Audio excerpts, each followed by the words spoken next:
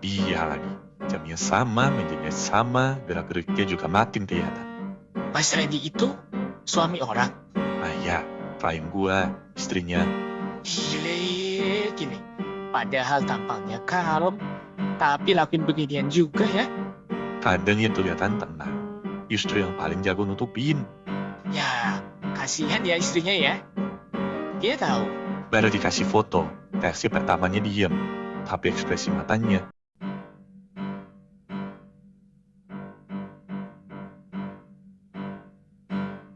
Rizal duduk sambil menyeruput kopi. Raka datang dan langsung duduk tanpa banyak bicara. Bang, bukannya kok tegang banget? Kasusnya makin berat ya? Klien gua mau hadapin suaminya langsung, dia minta gua untuk ikut. Loh, abang ikut. Gua ragu, tapi dia bilang takut kuliah kalau sendirian. Dia butuh saksi, katanya biar nggak ngerasa sendiri. Bang, ini mulai bukan investigasi lagi loh. Ini jadi saksi hidup. Justru itu yang bikin gua takut, Kalau abang takut, kenapa tetap dijalanin? karena gua tahu rasanya butuh bukti, tapi nggak punya siapa-siapa buat jadi sandaran. Tapi, kalau kita terus jadi sandaran, Bang, gimana kalau satu waktu kita ikut runtuh kalau bebannya terlalu berat? Semoga kali ini enggak. Bang, saya tahu saya cuma ojol baru, tapi saya lihat sendiri gimana abang bantu orang. Saya cuma mau bilang, jangan jalan sendirian. Kalau butuh apa-apa, kabarin ya bang. Makasih aja. Maya berdiri di depan cermin. Matanya sembab, tapi tatapannya tegas atau mencoba terlihat begitu. Dia menarik nafas. Lalu, mulai bicara pelan, seperti berlatih. Aku cuma mau kamu masih jujur atau enggak. Enggak, bukan itu, terlalu datar. Dia berhenti melihat ke bawah. Tangannya merapas tisu. Kenapa kamu tega? Kenapa kamu bohong sama aku? Dia membuka lemari, ambil jaket, lalu berdiri lama sambil menatap baju-bajunya. Akhirnya, ia buka laci kecil, mengambil amplop yang berisi foto-foto dari Raka. Ia menatap foto yang paling atas, lalu menyelipkannya ke dalam tas. Kalau ini akhir dari semua diam. Aku mau jadi orang yang pertama yang ngomong. Maya duduk terlebih dahulu. Ia meremas tisu di tangannya. Randy pun datang, ragu-ragu. Ia duduk berseberangan. Tak jauh, Raka duduk sendirian. Memantau dari jauh, tenang, tapi penuh dengan siaga. Kamu ngajak ketemu di sini ada apa, Mai? Aku nggak akan marah. Tapi aku mau jujur, satu kali aja. Bang apa? Tentang Vina. Tentang makan siang kalian. Tentang lembur yang nggak pernah ada. Kamu ngintain aku. Enggak.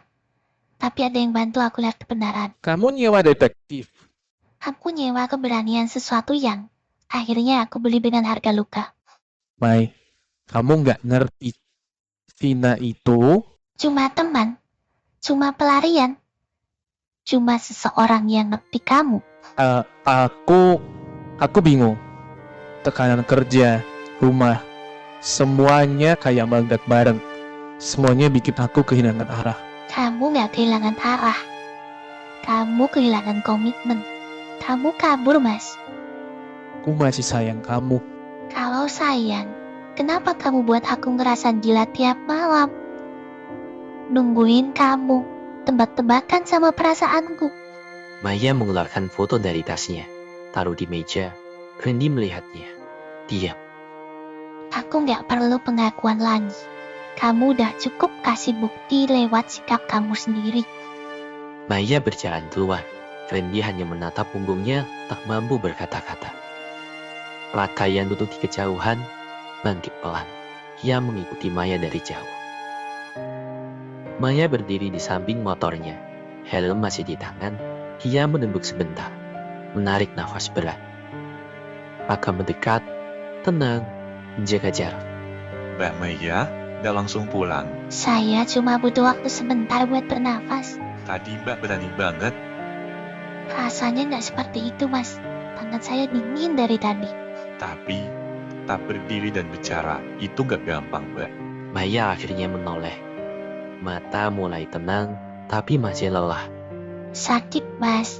Tapi entah kenapa, saya juga ngerasa lebih ringan. Itu hal baik, Mbak. Karena mulai hari ini, Mbak gak jalan lagi dalam kegelapan. Terima kasih, Mas Raka.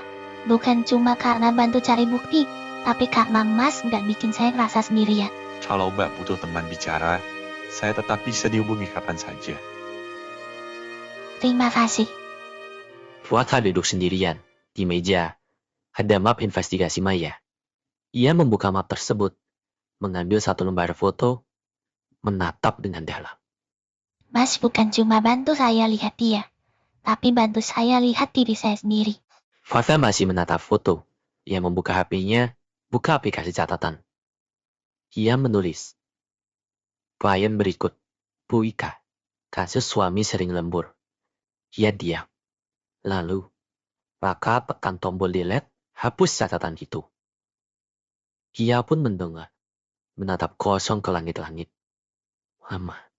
Setiap orang nyari kebenaran. Tapi kadang gue lupa. Itu juga bisa ngubah gue sendiri. Dinda duduk sambil menulis di buku.